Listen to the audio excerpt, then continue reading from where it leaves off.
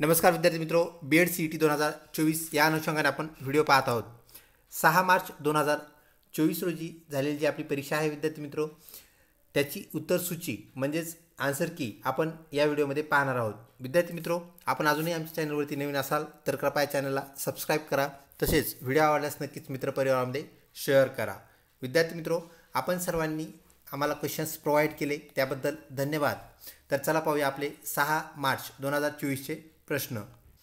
विद्यार्थी मित्रों, तिन्ही सत्र, सकाळ सत्र, दुपार सत्र व सायंकाळ सत्र यातील प्रश्न आपण घेतलेले आहेत। तर चला पाहूया त्यातला प्रश्न क्रमांक 1।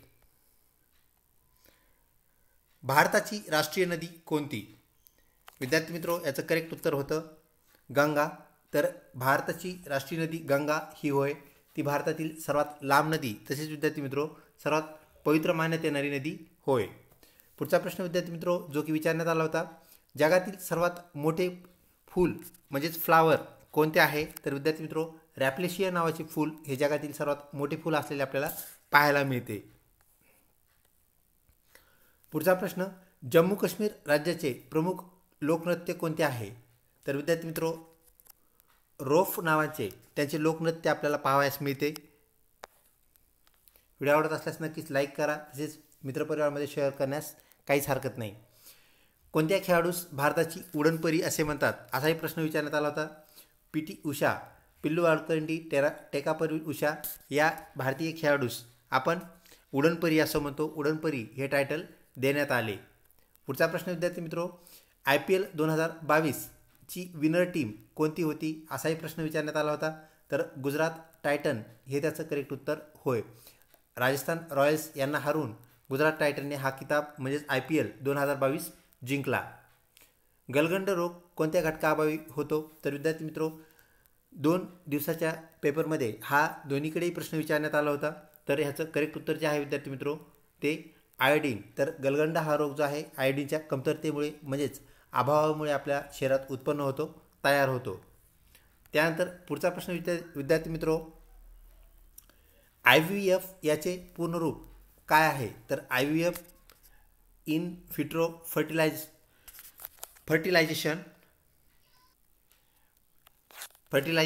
तर विद्यार्थी मित्रों हे एक नवीन तंत्रज्ञान ज्याला आपण जैवतंत्रज्ञान असं म्हणतो, बायोटेक्नॉलॉजीचा हा एक भाग आहे जो की मातृत्वासाठी आपल्याला आधुनिक सुविधा असं आपण त्याला म्हणता येईल। तर in vitro fertilisation is full form for IVF।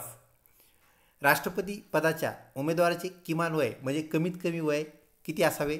तर विद्यार्थी मित्रों ज्या उमेदवारांना राष्ट्रपती पदासाठी उमेदवारी अर्ज दाखल करायचा आहे त्यांचं कमीत कमी वय 35 वर्ष लागते। म्हणजे 35 वर्षाच्या खालील व्यक्तीस राष्ट्रपती पदासाठी अर्ज भरता येत नाही।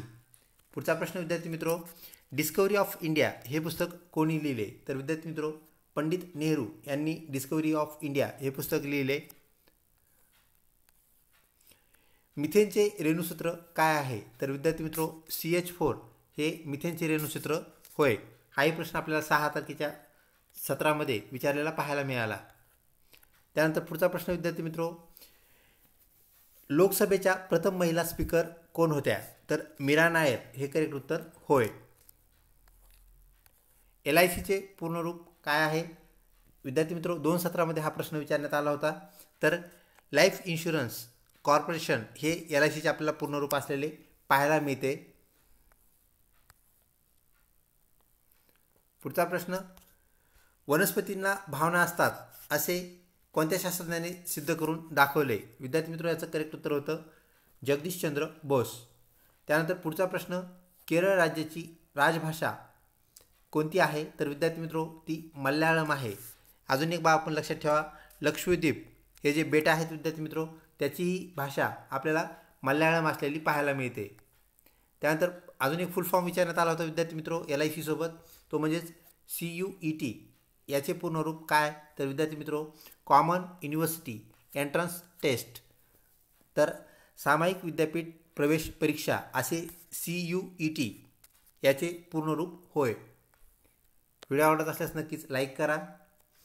31 ऑक्टोबर हा राष्ट्रीय एकता दिवस कोणाचा जन्मदिन असतो?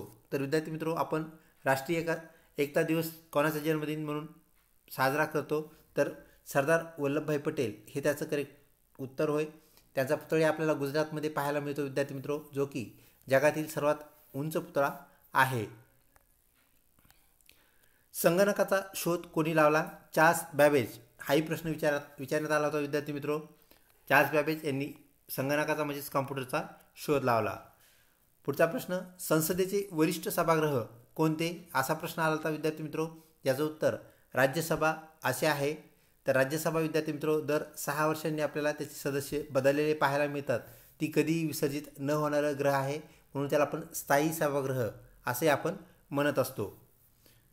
त्यानंतर पुढचा प्रश्न विद्यार्थी मित्रो, निशी भाषा कोठे बोलली जाते? तर विद्यार्थी मित्रो या प्रश्नाचे ऑप्शन्स आम्हाला अवेलेबल झाले नव्हते. तर सिनो तिबेट तसेच भारताचा भाग अरुणाचल प्रदेश या दोन्ही घटकामध्ये आपल्याला ही भाषा बोललेली पाहायला मिळते. जे ऑप्शन्स तिथं आले असतील त्याप्रमाणे आपलं उत्तर ठरेल.